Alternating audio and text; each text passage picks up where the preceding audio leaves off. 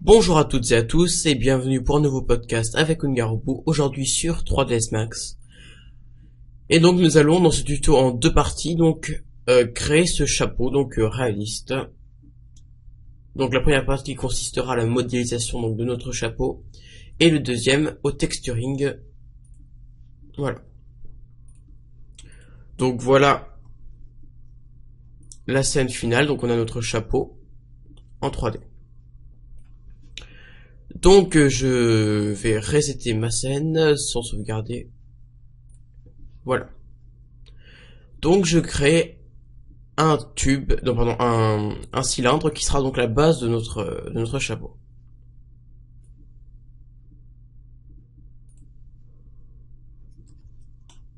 Voilà. Donc je vais afficher donc sa segmentation avec la touche F4 et je vais donc j'aime bien la segmentation au niveau tour, mais par contre j'aimerais bien rajouter une segmentation sur le haut. Donc voilà, donc on est dans le panneau modifié, je rajoute une segmentation sur le haut comme ça. Je vais légèrement réduire son épaisseur, voilà comme ça. Et je vais faire un clic droit. Convert to editable poly. Donc un chapeau, c'est creux en dessous. Donc on va s'en occuper. Donc on sélectionne grâce à Shift toutes les faces comme ça. Et on fait supre. Ou alors la deuxième technique, vous sélectionnez la face et vous appuyez sur Grow. Et là vous appuyez sur supre. Donc ça permet de sélectionner en faisant un tour. Voilà. Alors donc on va donner l'aspect un peu haute forme à notre chapeau comme cela.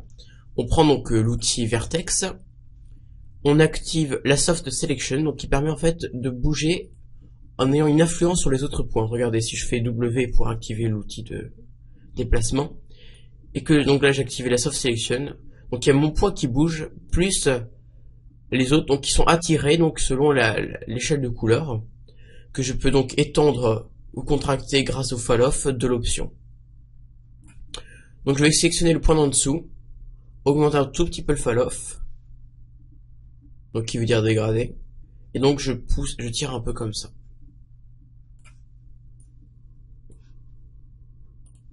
Et comme ça, je donne son aspect un peu arrondi vers l'intérieur au chapeau.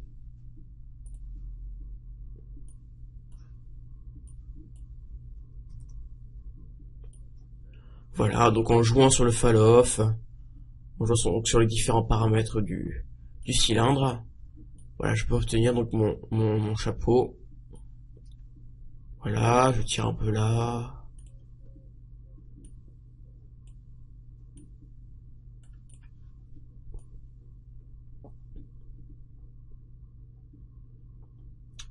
Voilà.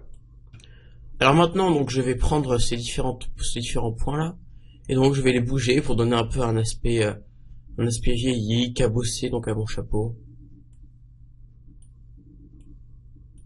Je vais donc enfoncer le point du haut comme ça.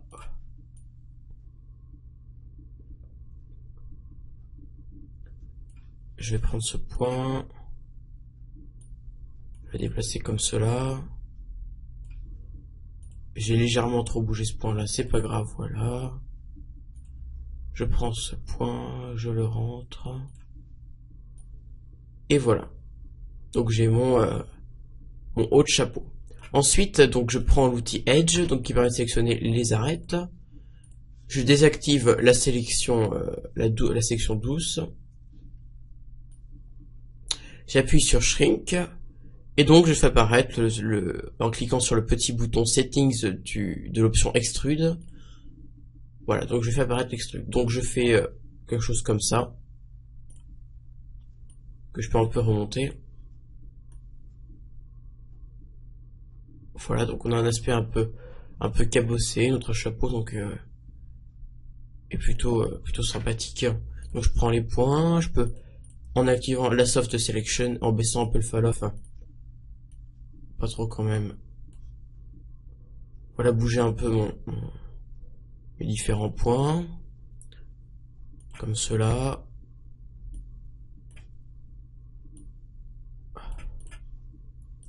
Voilà. Alors, comment faire pour donner quelque chose un peu plus doux, un peu plus réaliste. Alors déjà, vous remarquerez que vous ne verrez jamais un chapeau sans aucune épaisseur. Donc, il existe un modifieur qui s'appelle donc le modificateur Shell. Vous allez dans Modifier, Parametric Deformers, et vous faites Shell. Donc Shell permet donc de donner de l'épaisseur à notre chapeau. Voilà. Donc vous avez là un chapeau un peu plus épais. Pour continuer dans le réalisme, on va donner, donc on va légèrement, gommer toutes les arêtes en mettant donc un Subdivision Surfaces, et on va prendre un Mesh Smooth. C'est ça. Et donc là, on a notre chapeau qui est plutôt pas mal. Voyez. Donc, on va faire un premier rendu. Non, d'abord, on va faire donc la bannière, vous voyez, tout l'espèce de petit ruban qui est autour. Donc, comment faire cela? C'est simple. Donc, on va désactiver le Mesh Smooth et le Shell. On va sélectionner ces arêtes là. Vous faites Shift. Et donc là, vous allez sélectionner donc les deux bandes d'arêtes qui sont ici.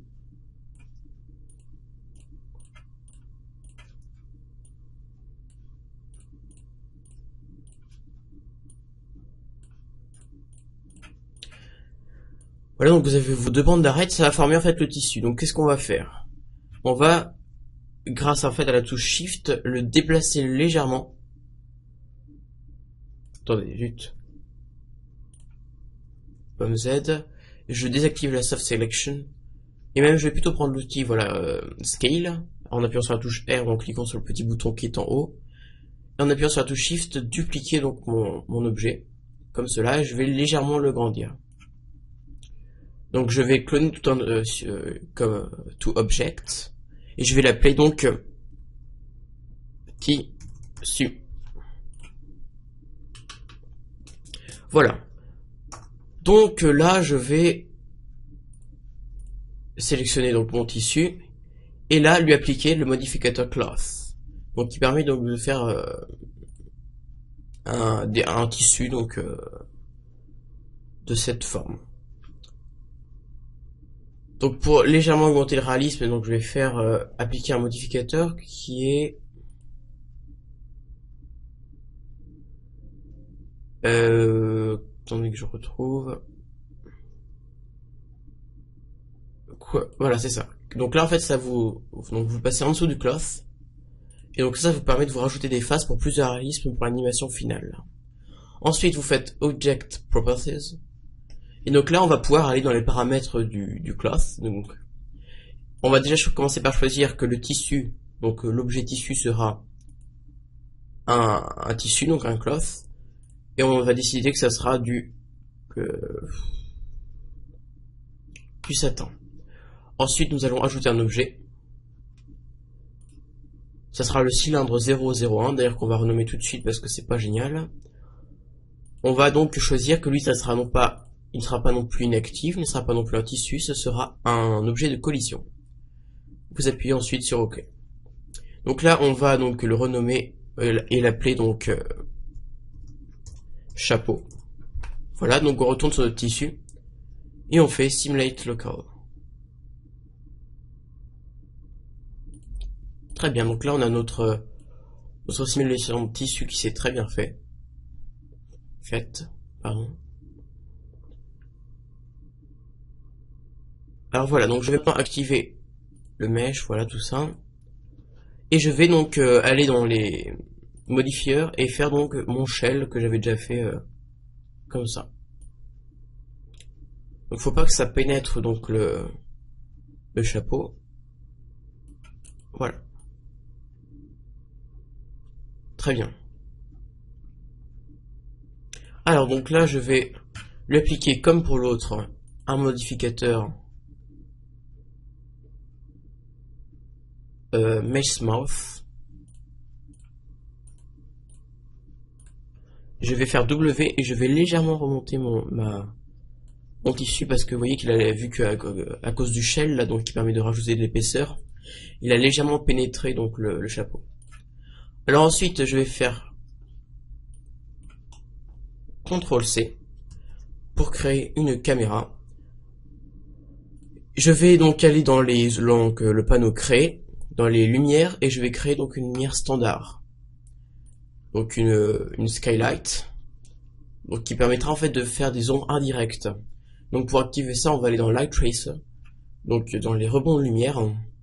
On va augmenter le bounce à 2.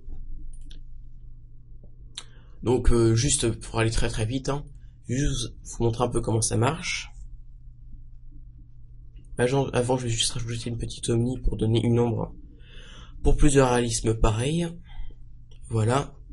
Je vais activer les ombres. Retrust Shadows.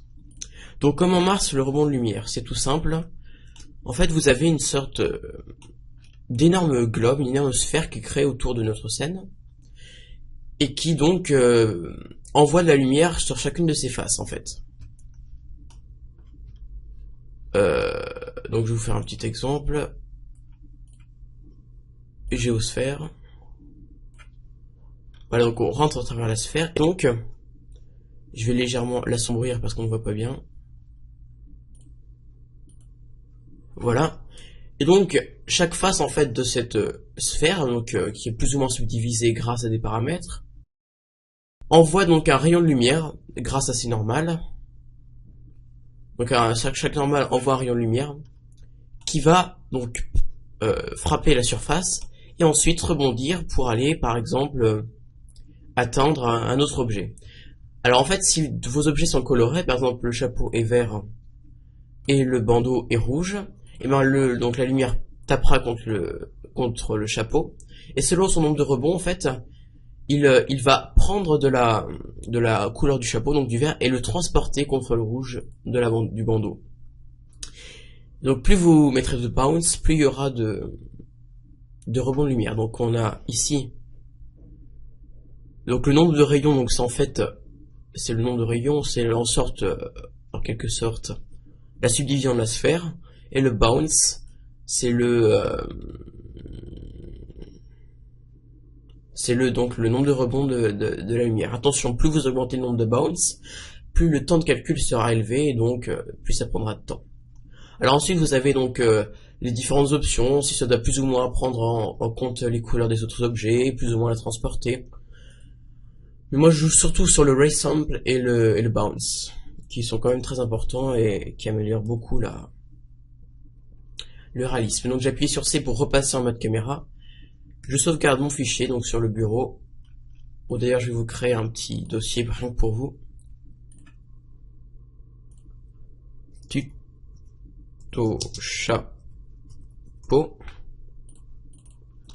Voilà, je vais appeler ce fichier master 3D. J'enregistre et je vais faire mon premier petit rendu. Alors non, juste avant, je vais aller dans rendering.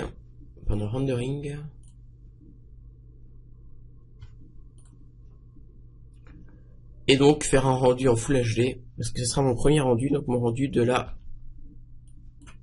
objets 3D. Donc je fais du 1920 par 1080. Très bien. Voilà. Et donc là, je rends mon chapeau pour la première fois. Donc voilà, mon chapeau a terminé de se rendre. Donc si vous vouliez améliorer un peu le résultat, donc on va quand même l'enregistrer, on va garder ce résultat là, sinon après la scène risque de devenir trop lourde. Et ben vous devez donc dans les mesh smooth augmenter donc la subdivision, et donc vous aurez un résultat plus naturel, plus doux à l'œil. Donc je vais appeler ce fichier rendu 1 et j'enregistre.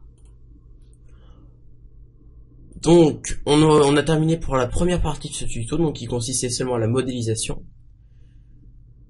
Et donc vous trouverez là dans les prochains jours donc ma deuxième partie qui consistera donc au texturing. On va rajouter donc les couleurs pour obtenir un chapeau, je l'espère réaliste, donc je pense qu'il le sera.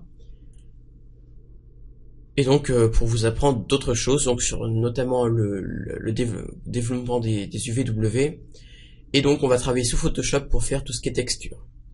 En vous souhaitant une bonne fin de journée, à bientôt donc pour la deuxième partie.